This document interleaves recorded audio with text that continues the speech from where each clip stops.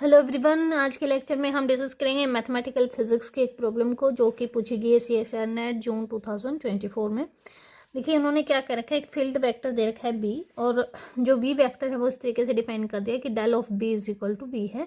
B vector उन्होंने दे दिया और आपसे पूछा गया है कि जो ये वेक्टर वी है वोर्टिसिटी जिसको वो बोल रहे हैं वो किस तरह का वेक्टर है, वो नल वेक्टर है या वो इस वेक्टर के पैरेलल है या इसके परपेंडिकुलर है। तो आपको पहले क्या निकालना है, वी वेक्टर निकालना है, उसके बाद इसकी प्रॉपर्टीज के साथ कंपेयर करनी है कि वो उसके पैरेलल है, परपेंडिकुलर है या फिर वो नल वेक्टर है। तो सबसे पहले हम लिखते हैं कि वेक्टर बी जो हमें गिवन है वो क्या गिवन है। देखिए वेक्टर बी हमें गिवन है इज इक्वल टू के कोई कांस्टेंट टर्म है x y z into r cap. ठीक है, अब देखिए आर कैप की फॉर्म में हमें दे रखा है और जो क्वेश्चन के जो ऑप्शंस हैं उसमें एक्स वाई जेड यानी कार्टेशियन कोऑर्डिनेट में आपसे ऑप्शंस पूछे गए हैं। तो बेटर है कि आर कैप को आप क्या करो, कार्टेशियन कोऑर्डिनेट की फॉर्म में कन्वर्ट कर लो। तो हम इसको लिख सकते हैं के x y z r vector over r magnitude, ऐसा लिखा जा सकता है। और आर वेक्टर जो होता है वो हमारा क्या होता है, x of i cap y of j cap plus z of k cap. ठीक है, और जो हमारा आर मैग्नीट्यूड होता है वो क्या होता है, under root x square y square plus z square, इस तरीके से होता है। ठीक है, ये पुट कर दीजिए यहाँ पे। तो हमारा जो बी वेक्टर बन जाता है, given vector is k constant term x y z into divided by जो आर कैप है उसको बाहर लिख लिया, ये हो गया x square plus y square plus z square. यहाँ क्या हो गया, x i cap plus y j cap z k cap. ठीक है, अब आपको निकालना है vorticity vector which is defined by B, और बी जो आपको गिवन है this is curl of B. ठीक है, इस तरीके से तो अप्लाई कर दीजिए। कर्ल क्या होता है, i cap j cap k cap curly by curly x curly by curly y and curly by curly z. यहाँ पे ith कंपोनेंट जो कि क्या होगा आपका k x square y z divided by under root x square plus y square plus z square.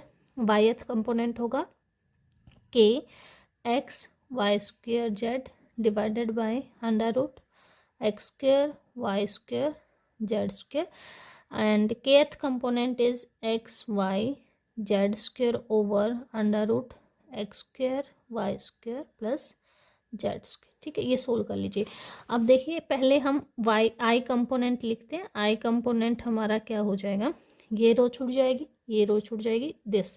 ठीक है, तो पहले इसका डेरिवेटिव इसके साथ करेंगे माइनस करके इसका डेरिवेटिव इसके साथ, ऐसे ही करता है। ठीक है, इसका डेरिवेटिव करेंगे तो पहले ऊपर वाले का डेरिवेटिव करें, इसको कांस्टेंट मान ले तो हमारे पास फर्स्ट टर्म जो आएगी वो क्या आ जाएगी, x z square divided by same as it is, क्योंकि वाई का सिंगल टर्म है तो वाई का डेरिवेटिव 1 हो जाएगा। ठीक है, तो ये क्या आ जाएगा, under root x square plus y square plus z square. ठीक है, अब देखिए प्लस, अब नीचे वाले टर्म का होगा क्योंकि इसकी पावर -1/2, इस टर्म को तो एज इट इज लिख देंगे, x y z square as it is लिखा।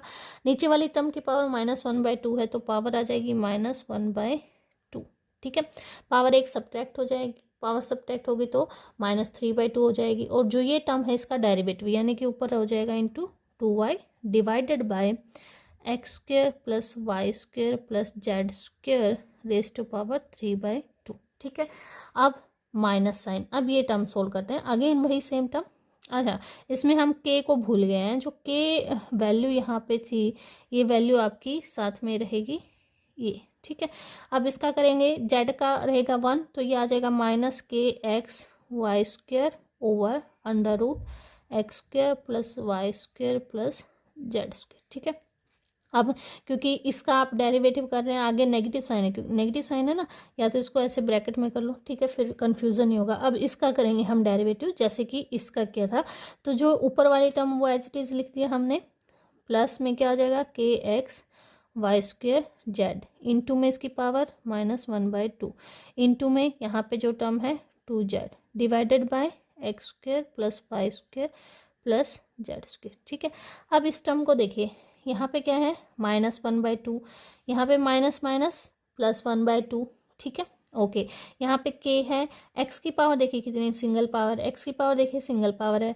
y की पावर देखिए y डबल पावर है, y की पावर देखिए डबल पावर है, z की पावर देखिए डबल पावर है, z की पावर देखिए डबल पावर है, 2 है, ठीक है। Divided by x² + y² + z² raised to power 3/2, same है, यहाँ पे भी क्या पावर है 3/2 ही पावर है।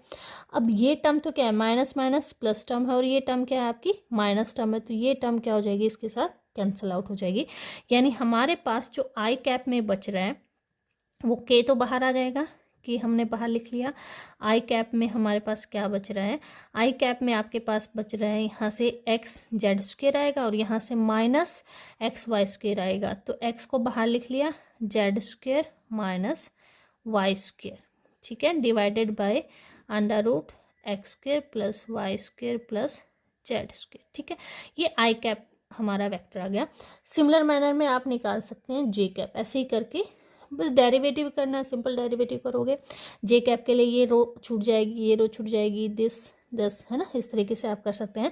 तो जो जे कैप टर्म आती है हमारे पास प्लस के इंटू जे कैप, इसको सोल्व करने के बाद वो टर्म आपके पास आ जाएगी y into x² - z² divided by √x² + y² + z², ठीक है।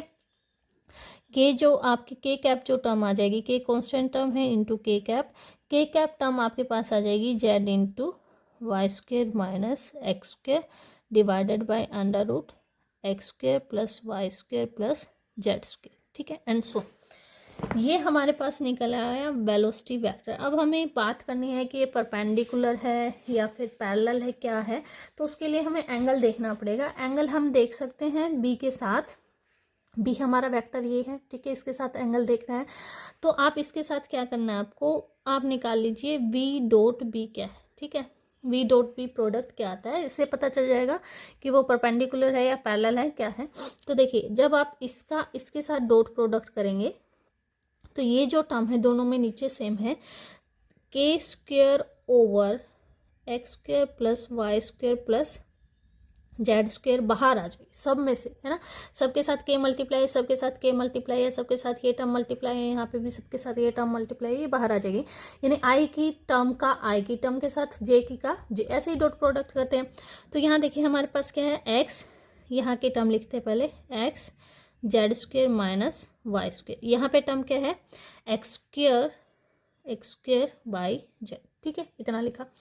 प्लस यहाँ पे आपके पास जे के साथ क्या टर्म है y x² - z², यहाँ पे टर्म आपके पास क्या है, this term is x y² z, ठीक है। प्लस यहाँ पे टर्म हमारे पास क्या है z y² - x², और यहाँ पे टर्म क्या है हमारे पास x y z², ठीक है। इसको एक्सपेंड करके लिख लीजिए, तो ये डॉट प्रोडक्ट देखो क्या आता है,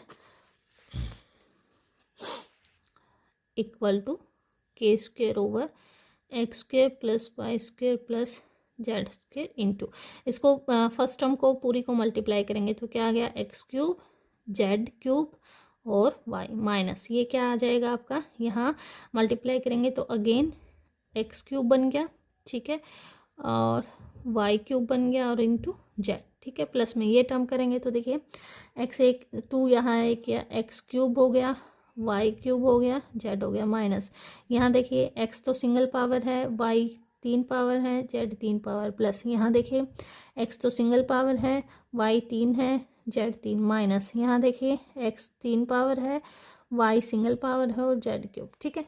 अब यहाँ जो कट रहा है काट दीजिए इसको, ये देखिए x³ y³ z, x³ y³ z cancel हो गई टर्म, ठीक है।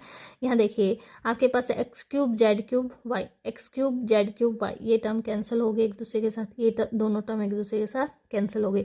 तो जो आपका v.b बन रहा है वो क्या बन रहा है 0, यानी दोनों के दोनों वेक्टर एक दूसरे के क्या है परपेंडिकुलर। इस वजह से आपका जो है ऑप्शन 4 यहाँ पे करेक्ट हो जाएगा। Thank you.